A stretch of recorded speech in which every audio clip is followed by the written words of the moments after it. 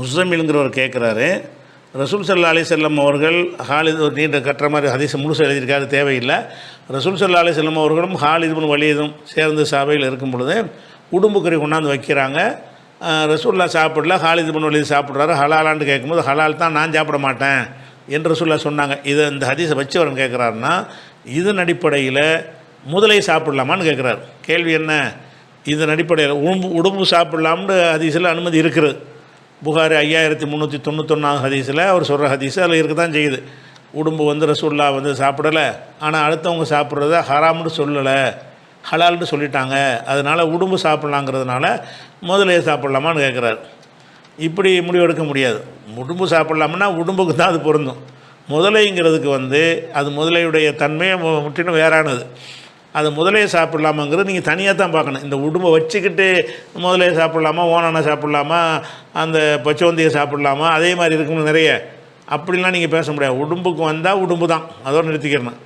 அல்லது பொதுவான அளவுகோல், அந்த ஹராமுக்குள்ள அளவுகோல் இருக்குல்ல, விஷப்பல் உள்ளது, அந்த மாதிரி உள்ள வச்சு அப்படி முடிவு எடுக்கலாம். அதெல்லாம் இதில் இல்லை. அப்படி இருக்கும்போது முதலைக்கு என்ன தனியாக தான் முடிவு எடுக்கணும். முதலையை பொறுத்த வரைக்கும் அதில் 2 விஷயம் இருக்குது. ஒன்று, முதலைங்கிறது அது தண்ணீரில் கடல் வாழ் பிராணி. கடலை கொண்டு கருத்து தண்ணி தான், தண்ணீரில் தான் அது வாழும் அப்படிங்கிற ஒரு பிராணிங்கிற ஒரு முடிவு வந்துருச்சுன்னு சொன்னால் அல்லாஹ் குர்ஆனில் சொல்லிவிட்டான், உஹில்லலக்கும் சைதுல் பஹரி. இதை பற்றி இப்போ சமகாலத்தில் இருக்கக்கூடிய உசைமீன்கிறவருடைய ஃபத்வாவில் என்ன செய்கிறாருன்னு கேட்டால், முதலை ஹலால்னு அவர் எழுதியிருக்கார். எதை வச்சு ஹலாலுங்கிறாருன்னு கேட்டால், குர்ஆன்லைய ஒரு வசனத்தை வச்சு என்ன செய்கிறாருன்னு கேட்டால், அதாவது உஹில்லலக்கும் சைதுல் பஹரி, கடலில் வேட்டையாடக்கூடிய அனைத்தும் உங்களுக்கு ஹலாலாக்கப்பட்டு விட்டது அப்படின்னு குர்ஆனில் இருக்கிறது. இந்த வசனத்தை சொல்லி போட்டு இதில் கடலில் உள்ள எல்லாம் ஹலால்னு வந்திருக்கும் பொழுது அந்த கிராமர் படி எல்லாம்ங்கிற இடத்துல தான் வரும். அந்த கிராமரை சொல்லிடுறார், எல்லாம் கடலில் உள்ள அனைத்தும் ஹலால் என்பது தான் அதுக்கு அர்த்தம். அப்படி வர்றதுனால அதில் நம்ம எதையும் விதிவிலக்கு செய்யக்கூடாது, எல்லாமே அது ஹலால் தான். முதலையும் கடல் வாழ் பிராணியாக இருந்தால் அது ஹலால் தான் அப்படின்னு சொல்லி முதலையே சாப்பிடலாம் என்று தான் அவர் ஃபத்வா கொடுத்துருக்கிறார். அதே மாதிரி சில அறிஞர் என்ன செய்கிறாங்கன்னு கேட்டால், தவளை, முதலை, பாம்பு இந்த 3க்கும் விதிவிலக்கு, சாப்பிடக்கூடாது கம்மியான கொஞ்சம் பேர் சொல்கிறாங்க. ஆனால் அதிகமான பேருடைய கருத்து என்னன்னு கேட்டால் முதலையே சாப்பிட்லாங்கிறது தான். எதனால் சாப்பிட்லாங்கிறத அது கடல்வாழ் பிராணி. கடல்வாழ் பிராணிக்கு என்ன மாதிரி இருந்தால் உங்களுக்கு என்ன, கடல்வாழ் பிராணிங்கிறத தனியாக பிரிச்சுட்டான்லாம். அதில் உள்ள எல்லாம் ஹலால்னு சொல்லும்போது அதில் என்ன பிரச்சனை இருக்குங்கிற ஒரு அடிப்படையில் ஒரு சாரார் சொல்கிறாங்க. இன்னொரு சார் என்ன செய்கிறாங்கன்னா, வெயிட்டான ஒரு கேள்வி வைக்கிறாங்க. கடல்வாழ் பிராணிக்கு விதிவிலக்கு இருக்கிற நெசந்தான். கடல்வாழ் பிராணின்னு நம்ம எதை எடுத்துக்கொள்வது?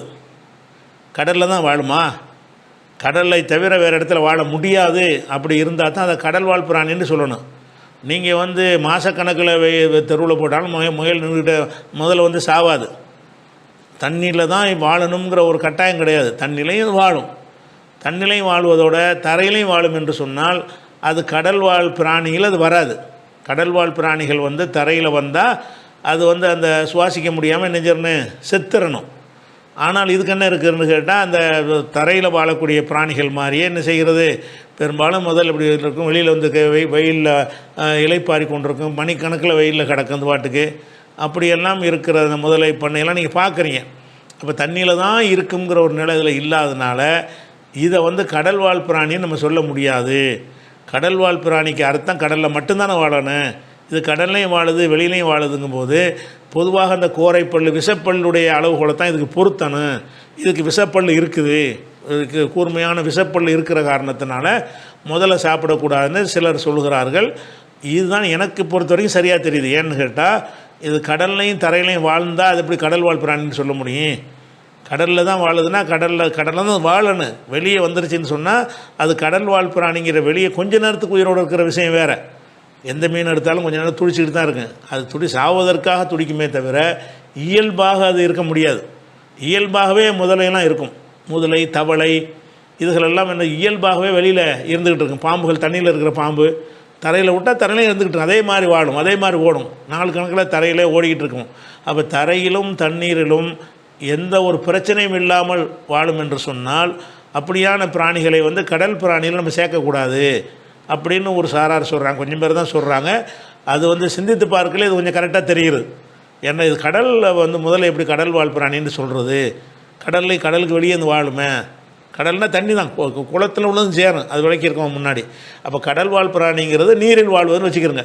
அப்போ நீரில் வாழ்கிற பிராணி தான் நீரில் வாழ்கிற பிராணின்னு முதல்ல நீங்கள் சொல்ல முடியுமா? நிலத்துலையும் வாழுமா? அது வாழ்ந்துக்கிட்டு இருக்குது. தவளை அது மாதிரி தானே. தவளை வெளியே தெரியலாம் நின்றுட்டு இருக்கு. திடீர்னு பாஞ்சு தண்ணிக்குள்ளே பாஞ்சிக்கிறோமே தவிர அதிகமான நேரம் வெளியில் தான் நிற்கும் தவளை. தண்ணி இல்லாமல் அதனால் வெளியே இருந்து என்ன செய்ய முடியும்? இந்த காற்றை சுவாசித்து கொண்டு வாழ முடியுதுங்கிறத நம்ம கண் முன்னாடி நம்ம பார்க்குறோம். அந்த கோணத்தில் வச்சு பார்த்திங்கன்னா முதலை சாப்பிடக்கூடாது என்ற கருத்து தான் அது சரியானதாக இருக்குது. தவளைக்கு என்னென்னு கேட்டால் முந்தைய சொல்லிட்டு தவளையை கொல்லக்கூட சொல்ல தடுத்துட்டாங்க. எதை கொல்லக்கூடாதுன்னு தடுத்துட்டாங்களோ சாப்பிடக்கூடாது. அது ஒரு விஷயமாச்சு. அதுக்கு அடுத்தது